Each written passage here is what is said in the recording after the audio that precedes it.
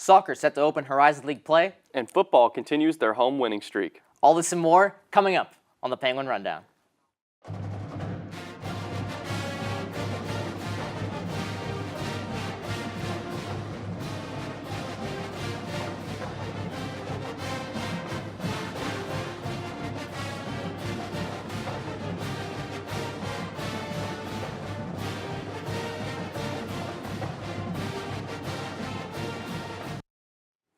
Welcome into the Penguin Rundown. I'm Chris Colella alongside with Dom Joseph making his hosting debut.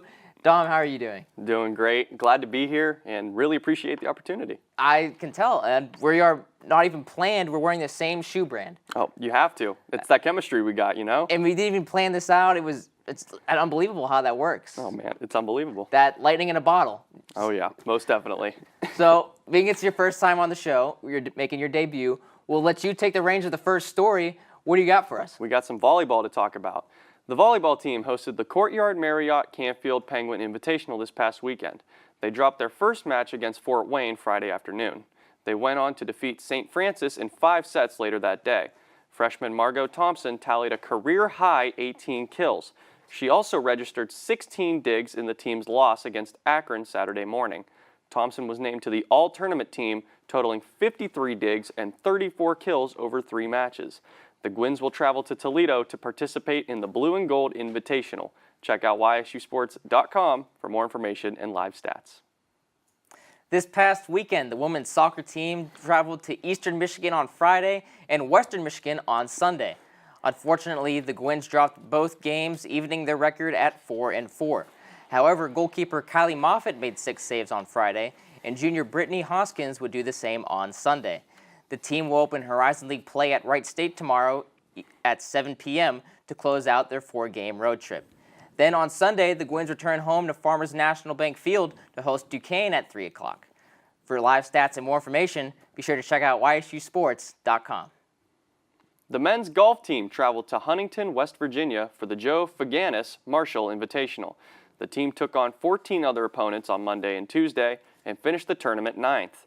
The Penguins ended with a grand total of 576, only 14 strokes behind the University of Dayton, who took home the victory. The men will be back in action next week at the NKU Fall Classic, while the women will travel to State College, Pennsylvania for the Penn State Nittany Lion Invitational. Visit YSUsports.com for more information. The football team got their first win of the 2017 campaign under their belt this past Saturday as they took down Robert Morris by a score of 30-0. After quarterback Hunter Wells went down on the first drive of the day, it was the junior Nathan Mays who was called upon to lead the Gwins offense the rest of the way. Mays would finish the day with a 76 completion percentage, 149 yards through the air, along with his first career touchdown pass. On the defensive side of the ball, they registered 4 sacks on the day and forced a fumble that led to a YSU score on their way to pitching the shutout. It marks the first time since September of 2012 that the Gwins shut out an opponent. Looking ahead to this weekend, YSU will host Central Connecticut State at the Ice Castle at 2 o'clock for the annual Hall of Fame game and State Farm Kids Day. Can't make it? Be sure to listen on 570 WKBN or watch live on the Watch ESPN app. A pair of freshmen led the way for the cross-country team at the Tommy Evans Invitational hosted by Akron. On the men's side, Tyler Pullman paced the Penguins with a time 15 minutes and 32.9 seconds. The men's lineup of 6 runners consisted of 5 freshmen for the second straight race. Natalie Fleming was the best finisher of the women's team in the 5K race. Fleming ran a race time of 18 minutes and 48.1 seconds.